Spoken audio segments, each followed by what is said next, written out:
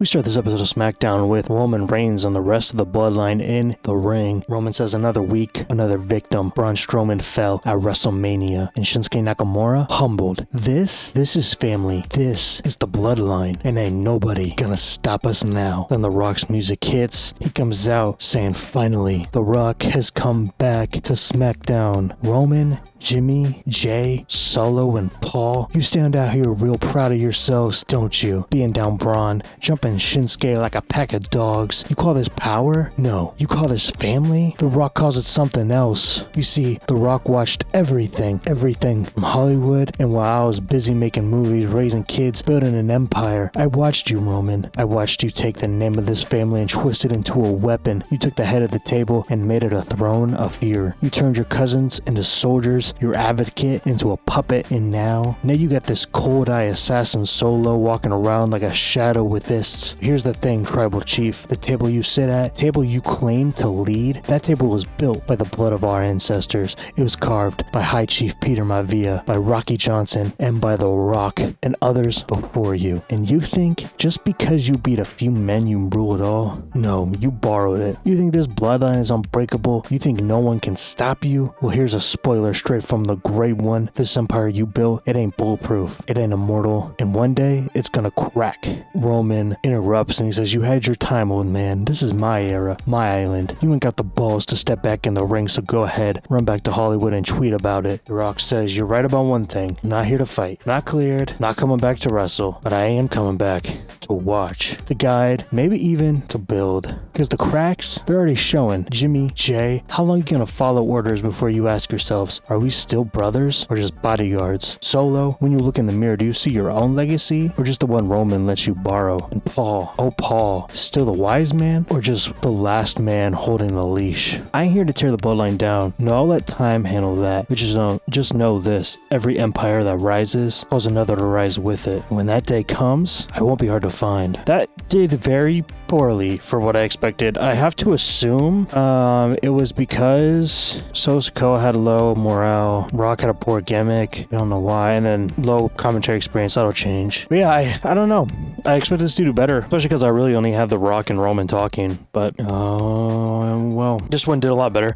Samoa Joe defeats Braun Strowman with a wrestling reign of 58, crowd reign of 55, and a semi-reign of 73. Samoa Joe with a 72 performance, Braun Strowman with a 63. Just two big men going at it here. Nothing really special about it. Daniel Bryan's out here in the ring and he says, you know, it's funny. A few weeks ago, I walked into WrestleMania the champion. I walked in confident, proud, and focused. I believed in the work I had done. I believed in the fight that I brought to that ring every single night. But tonight, I stand here with nothing around my waist, no title, no crown, just a body that's been through hell and a heart that's still beating. And that's the thing. I'm still here. I'm still standing, still breathing, and I am still doing the thing I love more than anything in this world, wrestling. But these past few weeks, they've been eye-opening, painful, yeah, physically and emotionally. See, when you lose something you care about, it doesn't just hurt your pride. It reveals the truth about the people around you. And that's what hurts more than any bump, more than any submission hold. It's realizing that in this business, the business I've poured my soul into over 20 years, there are too many snakes slithering around in the shadows, too many handshakes that mean nothing, too many smiles hiding knives. I gave people trust. I gave them respect, and what did I get in return? Lies, manipulation, betrayal. But that's okay, because every time I get knocked down, I remember why I came back. It wasn't for titles, it wasn't for the fame, it was because I love to fight and I love to wrestle, and no snake, no schemer, no backstabbing brother is gonna take that away from me. So to whoever's watching in the back thinking they played me, I got news for you. You didn't break me, you woke me up. And now I'm not going to fight for gold. I'm fighting for me, for the real ones, for everyone who's ever been used and cast aside. I don't need to be the top guy to be the best, and I'm not going anywhere. So obviously Daniel Bryan has been having those problems with Nigel McGuinness, but he chose not to address Nigel in this segment here, and this got a summary of 78. Good promo, I feel, from Daniel Bryan. Then we have a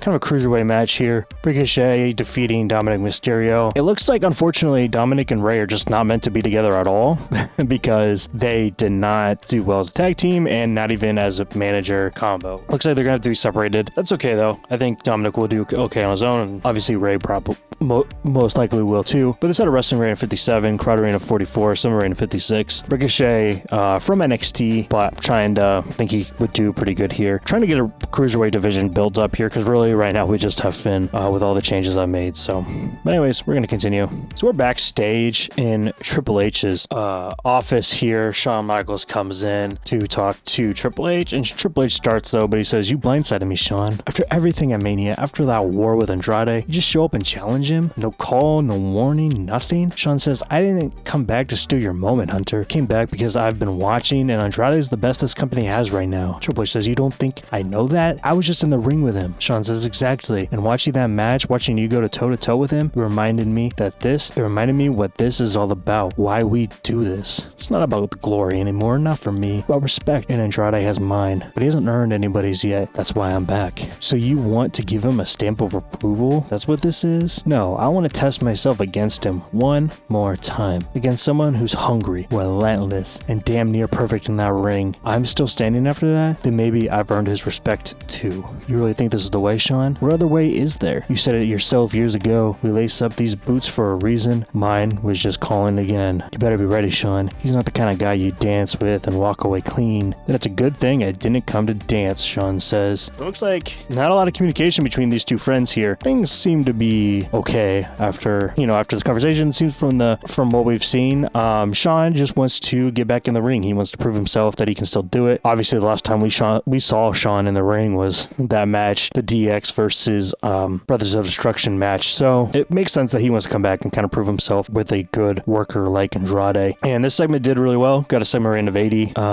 Triple H came well. Shawn Michaels came well. Triple H enjoyed having the freedom of going off script. So does Shawn, and then the segment deserved better color commentary. So maybe we'll have to experiment with more color commentators. I believe, is this one Sting and Morrow? Yeah, this is Sting and Morrow. So I thought this would have been better then, because I think these are the best two we got. But anyways, let's continue. We have Drew McIntyre defeating The Miz with a WrestleMania of 63, Crowd Arena of 55, and a Sim Rating of 61. Drew with a 63 performance. The Miz with a 62. Drew was off his game, but he also benefited from having a hot new move at the same time. So Kathy Kelly is backstage with Kofi Kingston, and she says, "Ladies and gentlemen, please welcome my guest at this time, Kofi Kingston." Kofi looks tense, probably because of all the previous events, but anyways, Kathy says, "Kofi, we saw last week that R-Truth didn't show up for your Dusty Rhodes Tag Team Classic match, and Randy Orton had to step in. Now, General Manager Stone Cold Steve Austin just announced that if R-Truth doesn't appear tonight, the New Day will be eliminated from the tournament. What's going through your mind right now?" You know, Kathy, when you've been in this business as long as I have, you learn to roll with the punches, you learn to adapt, to trust your brothers, to believe in your team, and man, the New Day has always been about family. But Truth,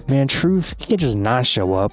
We had a match, a big one. The Dusty Classic means something. It means legacy. It means respect. And last week I found myself standing in that ring with Randy Orton, because my partner decided to pull a Houdini. Kathy asks, "What about this new associate of his, L-Truth?" L-Truth. Yeah. Truth shows up at WrestleMania with this guy in a mask, dressed like he's raided our gear trunk and dipped it in glitter. He says he's his brother. He doesn't speak, just follows him around, grinning like a lost puppy in a unicorn costume. "Truth, I love you, man. You're my boy. But this isn't a game. This isn't one of your wild goose chase or dance breaks or hiding in ladders. This is the New Day. This is our name on the line. Big E and Woods are hurt. They're at home healing, and I told them we'd hold it down. I told him we'd fight. So if you're out there watching this, wherever you are, with or without L-Truth, I need you to show up tonight. Not for laughs, not for confusion. Show up for us." That ends that segment there. It's got a rating of 64. These segments aren't doing as good now as I were hoping they were, but we continue anyways. So this is a complicated match here. So the Dusty Road Classic is kind of falling apart. So DIY defeated Penta and Bobby Lashley. Penta and Bobby Lashley were filling in for Heavy Machinery because I had went and fired Heavy Machinery before I had, done my commitments with them. So I threw together a tag team. Both these guys were pretty good. Obviously, they performed really well in this match. And Johnny Gargano's also hurt, so it's he's working through it though, so it's not terrible. But anyways, DIY beats Bobby Lashley and Penta. These two guys are not going to lose often. We see Seth enter Steve Austin's office, and he says, "Steve, I appreciate you seeing me. I'll get straight to it. I want to team with AJ Styles again. Austin says, you want to what? Rollins says, I know how it sounds. I messed up. I got on my own head before WrestleMania. I took a cheap shot. No excuses. I lost a brother that night, and I'm trying to make it right ever since. Damn right you messed up, Austin says. You lowblowed the man who trusted you. You played dirty over a damn ego trip. Ron says, yeah, I did, and I paid for it. AJ beat me fair and square, and I respect the hell out of him for it. But I'm not here to beg, here to prove I'm not the same guy who pulled that stunt. I want to earn his trust back, not with words, but with action, in that ring as his partner. You know, that takes some guts to come in here and ask for that. But trust ain't something I hand out like a six-pack. AJ Styles, he's not the forgiving type either, and you've burned that bridge pretty damn bad. Steph says, I know, but I'm willing to rebuild it again, brick by brick. Austin says, you want to prove yourself? Fine, I'll talk to AJ. I'm not making promises, but I'll do what I can to get you two in the same ring again. Thank you, Steve. That's all I'm asking for. Just remember, son, you screw this up, it ain't gonna be AJ you have to deal with. It'll be me, and that's the bottom line. So it looks like there's a possibility of Seth Rollins and AJ Styles getting back together here in a tag team. Both very good tag team members together. Could Seth be actually sorry? We don't know, but looks like he may have convinced Steve Austin, but we'll have to see as the night goes on. He's had a 7 reign of 74 though, pretty dang good. Anyways, Mia Yim defeats Alexa Bliss with a wrestling reign of 48, crowd reign of 35, 7 reign of 56. Alexa Bliss with a 45 performance, Mia Yim with a 52. Mia Yim's having some good momentum, so I'm keeping that going here with a win against Alexa Bliss. Steve Austin comes out to the ring and he says, earlier tonight, Seth Rollins walks into my office looking all serious, saying he wants to team up with AJ Styles again. Now let me tell you something, after the stunt he pulled before WrestleMania, low blowing his own damn partner, I should have stumped a mud hole in him right there. But the kid had the guts to own up to it. He said he messed up. He said he wants to make it right. And hell, I'm not being a mean beer drinking SOB, but I respect when a man stands up and takes accountability. Now here's the deal. The New Day, God bless them, got themselves disqualified from the Dusty Rhodes Tag Team Classic. And why? Because R-Truth probably thought he was in Cleveland when the show's in freaking Phoenix. Can't make this crap up. So since the spot's open, old Stone Cold making the call next week, and that tournament slot, it's going to be AJ Styles and Seth Rollins. They're going to step in the ring, and they're going to face DIY, Johnny Gargano, and Tommaso Ciampa. Now, I don't give a damn if AJ likes it. I don't care if they're best friends or bitter enemies. This match is happening, and if Seth wants to rebuild what he burned, this is where it starts. So AJ, Seth, get your heads on straight, lace up your damn boots, and be ready to throw down next week. And that's the bottom line, because Stone Cold says so. I attempted to do a slight Stone Cold impression, so I apologize if that offended anybody. Anyways, Sami Zayn defeats The Big Show, illegally using the ropes for leverage. So he defeats The Big Show, and I believe Big Show's return here too. This had a wrestling reign of 57, crowd reign of 57, 7 reign of 57 as well. Sami Zayn with a 70 performance, Big Show with a 44 performance. Big Show was off his game, probably just because he came back, so that's expected. After that match, the lights go out, the gong hits, and The Undertaker is standing there with Sami Zayn ready for a chokehold, putting him right through the announce table. It's got a summer reign of 82. So not a great show. I kind of don't understand. I mean, to a point I do, because the matches weren't super great. I kind of use the top people all in storylines. So we're gonna have to work on balancing that. I definitely got some good storylines started here, but we definitely don't have the depth right now that I would want, because I don't really want to book the top guys every single week in matches, so we need to work around that, which we don't really have that at the moment. Yeah, so that's that. It's at a 67 rating, show increased popularity in 6 regions. We made money though, and we gained popularity in Mexico. Going over results for Sunday Night Heat, the Kabuki Warriors defeated Paige and Naomi to retain their women's tag team titles. Coruscant, aka Corbin and Morrison, just have an interview, just kind of, self-promotion. A debuting Nick Aldis defeats R-Truth, and he looks like he showed up for the show today. And I do realize that in my obviously this was the same night as SmackDown. Steve Austin said that they were in Phoenix. I just kind of did a random city before I actually booked the show. So yeah, I see that they were in New England, but we'll forget that for storyline's sake, by the way. Anyways, after Nick Aldis has his match against R-Truth, who showed up for that, but not for the main event, or not for SmackDown, I mean. Nick Aldis cuts an introduction promo, just explaining who he is, what he's done, what he's gonna do. Just a little tease, just a little sprinkle to see how he was gonna do. Sure, he'll be main roster bound any minute now. And then the ring generals debut and defeat the Street Profits. The Ring Generals are Walter and Zack Sabre Jr., powerful single stars teaming up together to make an impact here in WWE. And then Mia Yim has an interview, self-promotion as well. Penta defeats Solo Sikoa. And then in the main event, Kofi Kingston defeats Big Show, who is not having a good few nights here since his return. I'm currently looking at my notes. I had a whole booking sheet. This is the first time I've done it for this series, and I just fucking botched the whole thing. Next, and that's probably why this show did so poorly. Next show, which will be our Raw here in 2 days, it's gonna be much better, I promise. So this is problematic. Christian is in some trouble here.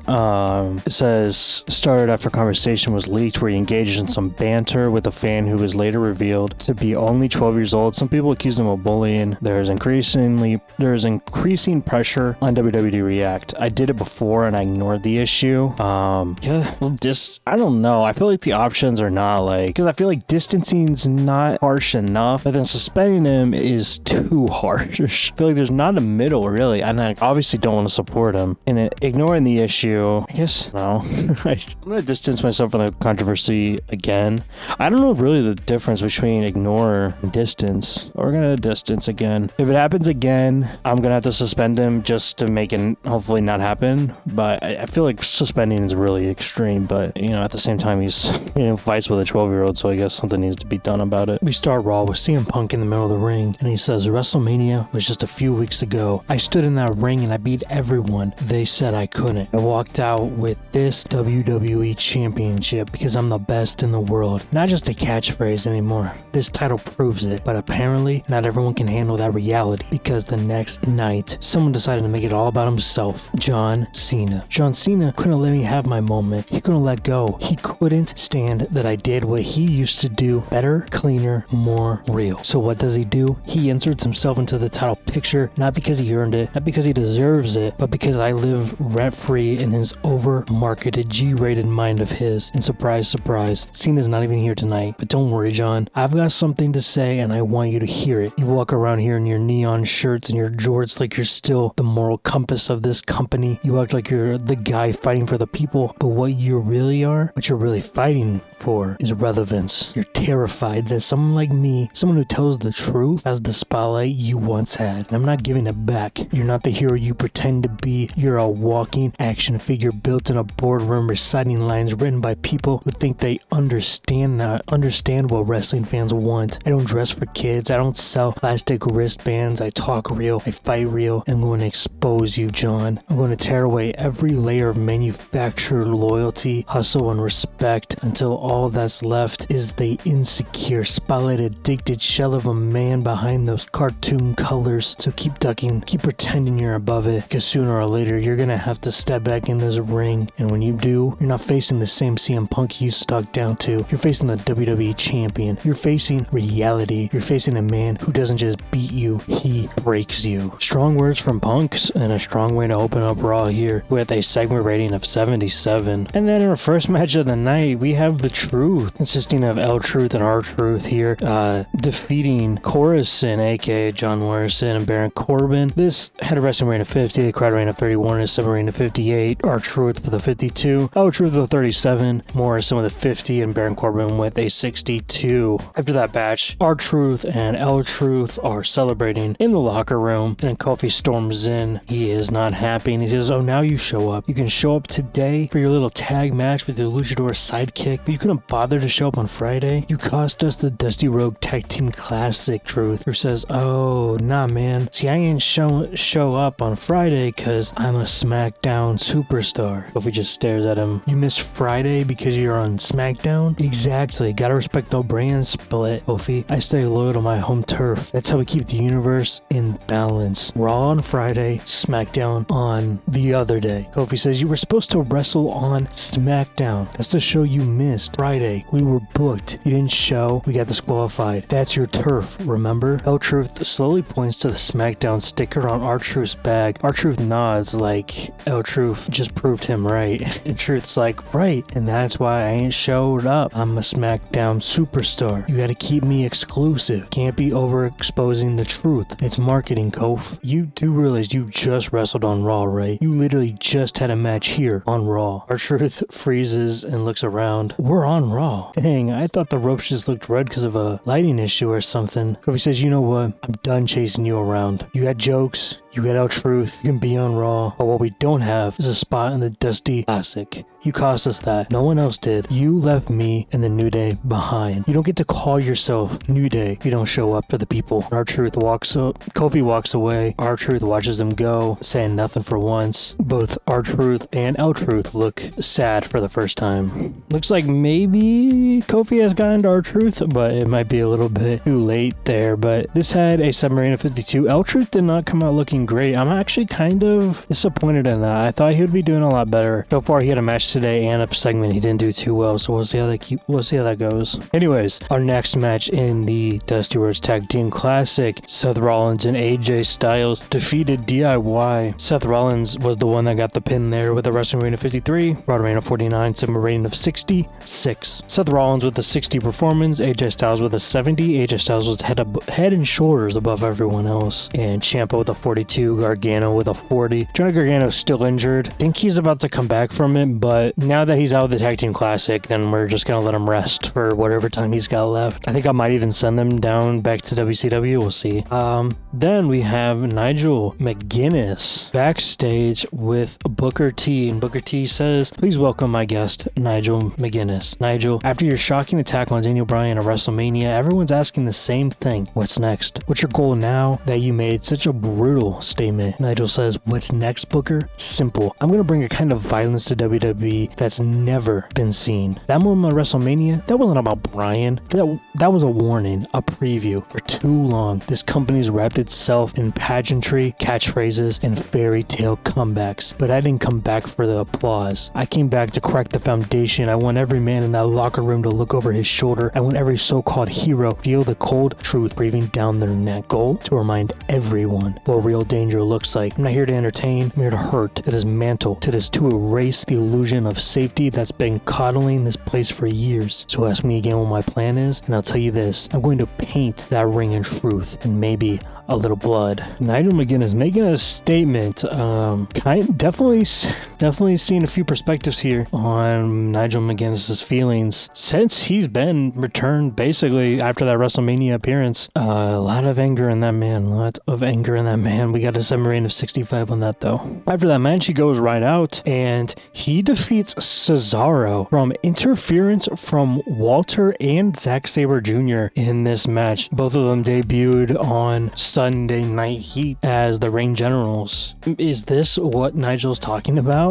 Looks like we're definitely leaving this episode of Raw here already with some questions. But this had a wrestling rating of 54, crowd rating of 36, and a submarine rating of 59. Nigel had a 47 performance, Cesaro had a 61. Andrade comes out to the ring and he just says, "Shawn Michaels, you say you respect me, that you came back because I'm the best, but I'm not here to be your respect story. I'm not your legacy test. I'm not your comeback moment. I earned this championship with blood, with sacrifice, and no one, not even you, will turn me into a trophy on their wall. You want to fight? You'll get one. But when it's over, the only story anyone will remember is mine." Great words there from Andrade, short and sweet. We haven't heard from Andrade since the challenge, and I guess this right here is what's going on here. It's got a segment rating of 73. Just a reminder, we will be seeing Shawn Michaels versus Andrade at Backlash. Then we have a dream match here. Penta defeating Rey Mysterio with a high spots match. This had a wrestling rating of 59, crowd rating of 54, and a summer rating of 56. Penta with a 51 performance, Rey with a 66 performance. After the commercial breaks, we cut to a video of John Cena, and he says, "Hey, WWE Universe, I got some exciting news to share with you all. Starting next week, I'll be heading out to begin filming the next installment of the Marine franchise. It's a big production, and I'm thrilled to jump back into that role. It's always been an honor to attain both inside and outside the ring. This is another chance to bring that energy to a global audience." He flashes a cheesy, disingenuous smile. "This means I'll be off WWE television for a little while, but don't worry. I'll be watching, and I'll be back better than ever with more hustle, more loyalty, and more respect than ever before. Thank you for your continued support, and I'll see you soon." That little video from Cena had a 76 performance. performance, and John Cena improvised well through that. Oh, that's not good. Mia Yim defeats Asuka. This had a wrestling rate of 50, credit rating of 37, 7 rating of 56. Asuka performed better with a 51 performance. Mia Yim with a 49. I put Kairi Sane as Asuka's manager and vice versa because just to get them both on TV a little bit more since they're tag team champions. It looks like that's not a good combination, at least in managers. I think they're tag team fine. I think I had them tagged before. I'm not sure. I gotta go back and I'll have to look. CM Punk comes out once again. He's not happy. And he says, so that's it. John Cena drops a pre-tape Hallmark Channel goodbye, smiles like a toothpaste commercial, and poof, he's gone. Off to play a soldier in a straight-to-streaming movie nobody asked for. Here's the part that really sticks in my mind. He didn't even say my name,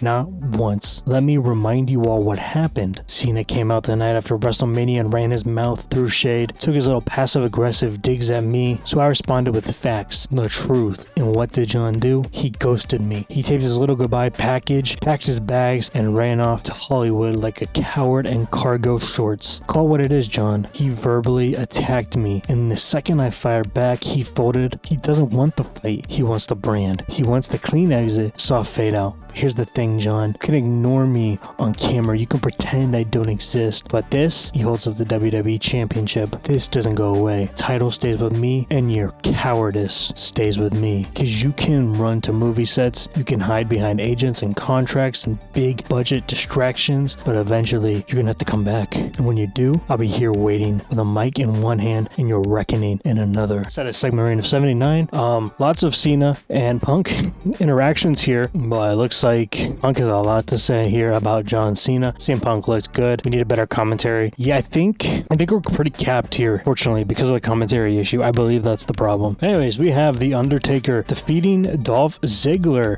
During the match, the ref is down. Dolph Ziggler looks like he might have a one up on Undertaker, but Sami Zayn comes out looking obviously to distract The Undertaker, but ends up distracting Dolph Ziggler, making it easier for Undertaker to pin Dolph Ziggler. The ref gets up, and that is the match. This had a wrestling rating of 71, crowd rating of 63, segment rating of 67, Undertaker with a 76 performance, Dolph Ziggler with a 65. This is not what I expected, but Dolph and The Undertaker have good chemistry. And in our main event, Shinsuke Nakamura defeats Roman Reigns for the Intercontinental Championship. This was following the interference from The Rock. Roman looks like he was pretty set on going after the Intercontinental Championship, but looks like The Rock had some other plans and he's going to make sure that does not happen. This had a wrestling rating of 66, crowd rating of 58 and a segment rating of 56. Roman did really well with the 74 performance. Shinsuke at 59. Kind of scared to see what the final score is.